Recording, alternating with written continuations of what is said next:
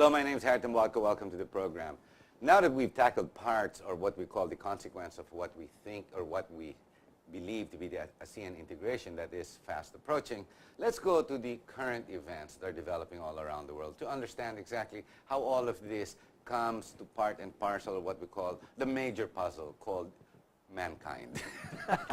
I don't know how else to explain it, diba, Gil? Okay, let's go to Crimea. Your thoughts. Okay.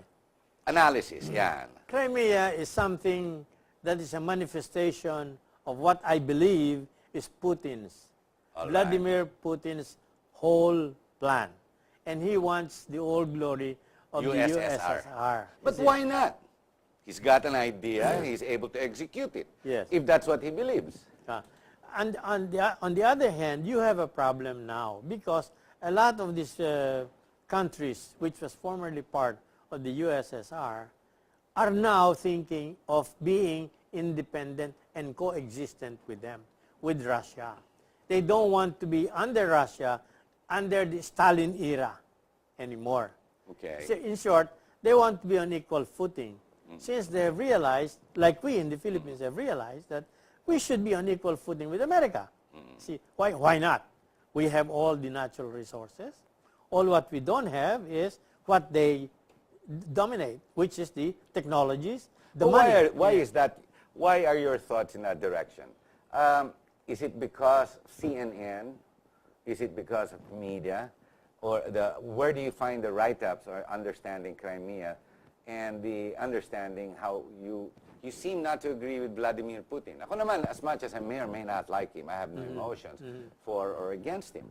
But, well, Russia flexed its muscles. It took Georgia. Yes. The only real water base that they have that is not frozen in snow is in Crimea. That's the only real base Russia has that's on the water, naval force. It's already in Crimea. 75 to 80% of the people in Crimea speak Russian. Yes. And more than 60% are real Russians, and only 10% are is the other ethnic group. Yes. Now, we look at eastern Ukraine, it's almost the same situation when it comes to the Russians. So why don't they just go back, integrate themselves to Russia? Because you still have the bigger portion of Ukraine, which is bigger than Crimea or eastern Ukraine. I've seen it, yeah. Yeah. Now, if you're going to look at the number of people, regardless of how knowledgeable or uneducated they are, then you must respect their right. In the same manner that I am demanding that America respect our right.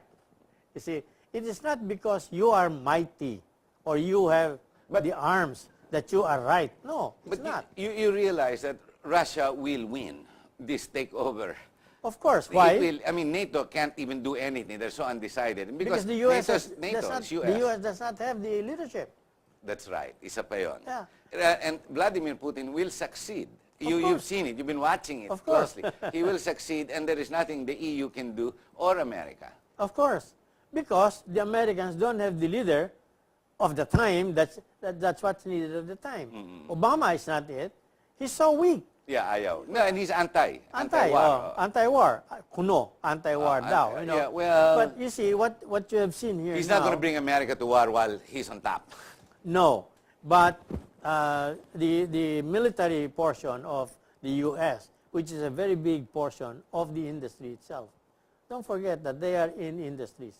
Raytheon, you know, the major Patriots, Martin, and guided by industry. Yes. Dictated by industry. Dictated by industry because of capitalism.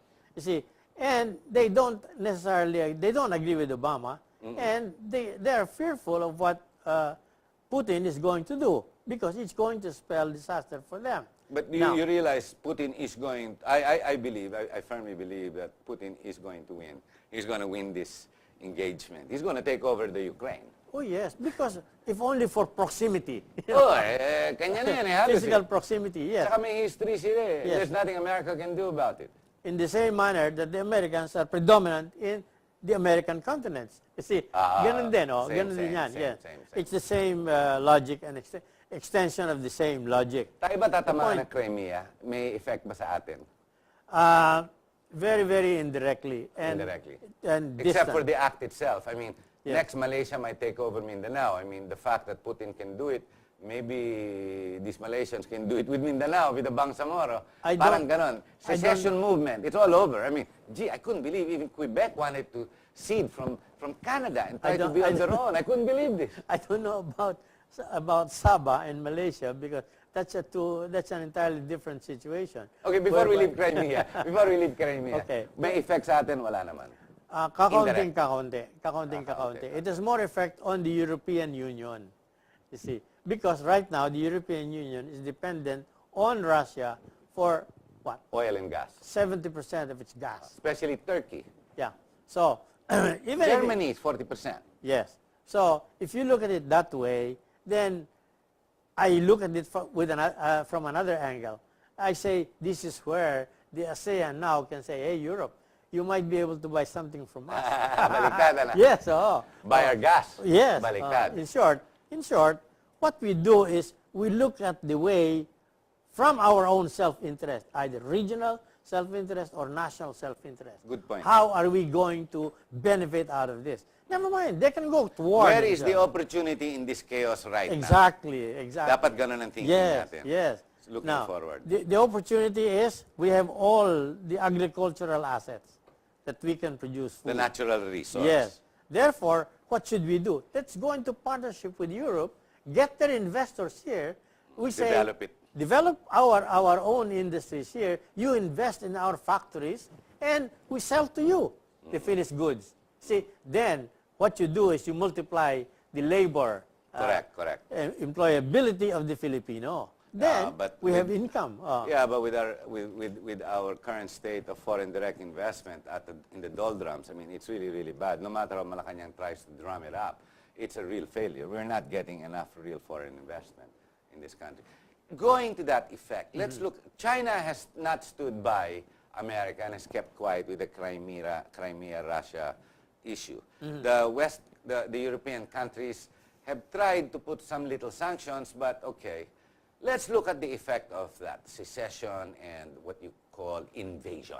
Okay. America calls it invasion. Okay. Let's look at the China situation and the rocks that we seem to try and develop or protect.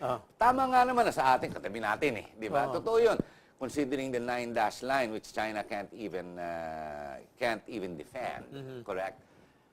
Tama ba yung ginagawa natin? Parang ginigera ni Noynoy, yung presidente natin ng China. I mean, parang si David, sinisigawan niya si Goliath, parang inuudyok niya, alika, mag-away tayo, baliktad Frankly speaking, ang problema natin kay Pinoy, our president, our leadership, is I don't believe they fully understand the total implication of what they're doing, and therefore they're making the wrong steps forward. But there are a number of warmongers among us, some very prominent people and political analysts who seem to believe that tama yung ginagawa natin, let's go by America and bomb the hell out of China if they go out of line. And I find this very worrying. But, you see, to me, on one side, that is correct. But there must be a collateral move that must be done as well. See, what the Chinese are doing is they're telling us, no, we don't want war. And yet, what do? They bully us. Correct. Okay. Why don't we do the same thing? You can two can play the game. You see, you tell them one thing and you do the other. Now, when it comes to the shoals and all that, I do understand what some of these analysts are saying. Because the shoals, the Panatag Shoal especially, is really a strategic area. But it's still perception. No, it's not. From a naval standpoint, you can surround that area because the inland water of the Panatag Shoal is deep enough. It was used as a submarine base by the Japanese before. Okay. So it can be done as well, So therefore, our leadership must spend, not necessarily finances because we don't have any, but time to understand it. We might be asking too much of the president. No, going ahead. Okay. But what I'm saying is there are other people around him who should be dapat able... naman experts. Yes, dapat experts. Dapat experts. But so, I worry about this. We're not seeming to be handling this issue diplomatically. It seems to be going out of hand. I have problems with the escalation between the China name-calling between us and them. I don't like it when I read in the newspapers. Well, because we have a foreign secretary who's really pro-American. Why is he even there? I know. I read the articles of Ray Arcillas, and I'm baffled about why this guy even got into this position. It behooves me that even the president and the cabinet appointed this envoy into a situation that promotes the Americans to come in and put us in danger or in harm's way. And he doesn't think of our national interest. I don't believe he he has our national interest, really. And he doesn't understand the national interest. See, therefore, what we are hampered with is, number one, the diplomatic man, the diplomat, who's supposed to tell the other side. Malina, to yes. begin with. So talagang tuloy, we can't even resolve. Rather than resolve, it's aggravating the situation. Yes. That's what you're saying. And this is what we will have until 2016. So in other words, let's hope the Chinese are patient enough to wait until this administration goes down and it's replaced. They will. But why even fight for rocks when we already own Sabah, which is already delivering oil? Alam mo, tanggalin natin ang Sabah sa Malaysia and we take it back, which is really ours, and we can prove it. Wala na lang isang Malaysia. Doon nanggagaling lahat eh. Kasi nga, they are thinking of Sabah in terms of politics.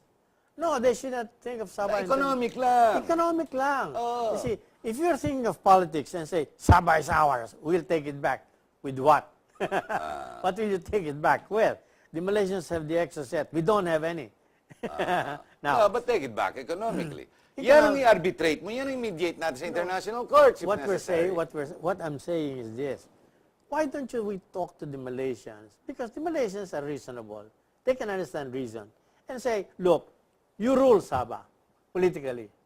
But that is ours, and you recognize it. You're now paying rent up to now. Correct. Therefore, let's talk about upping that rent.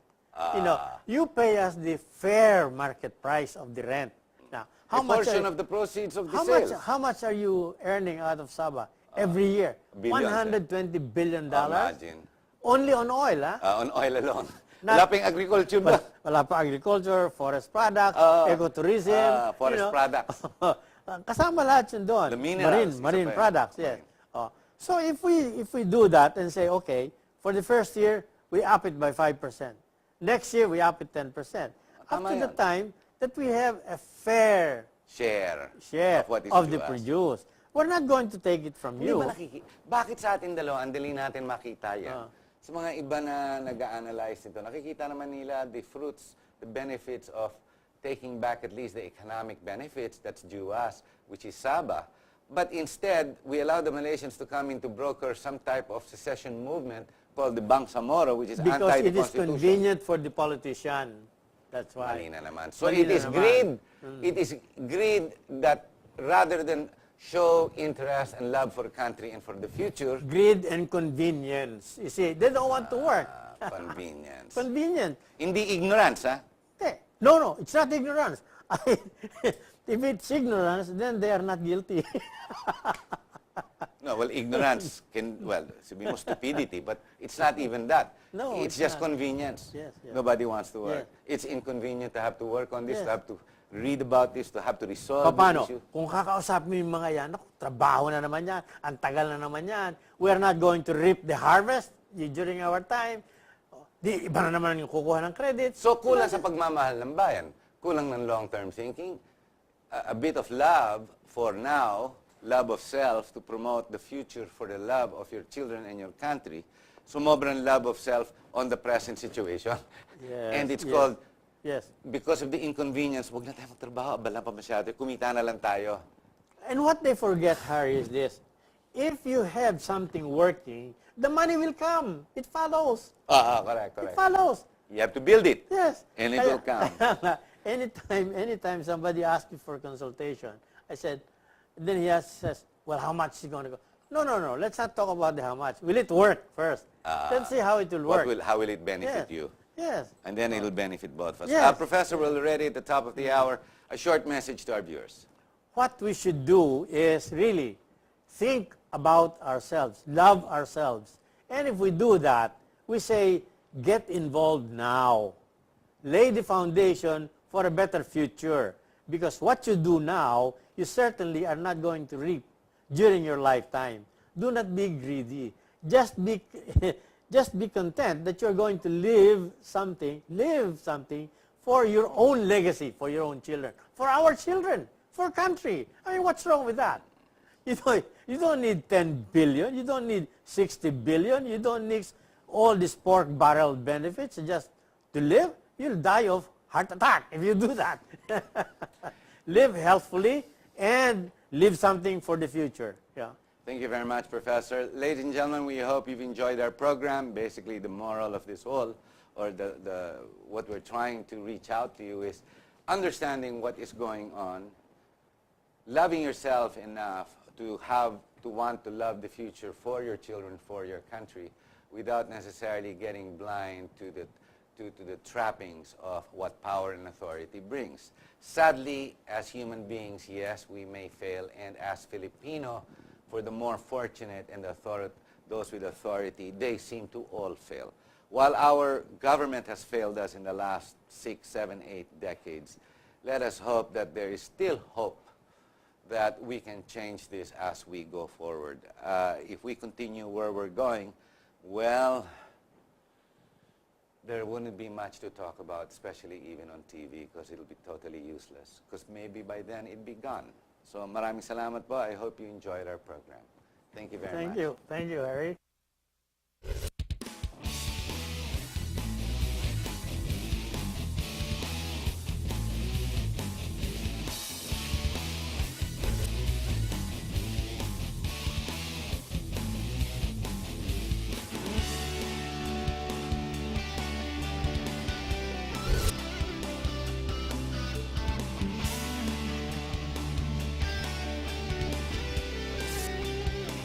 You are what you watch.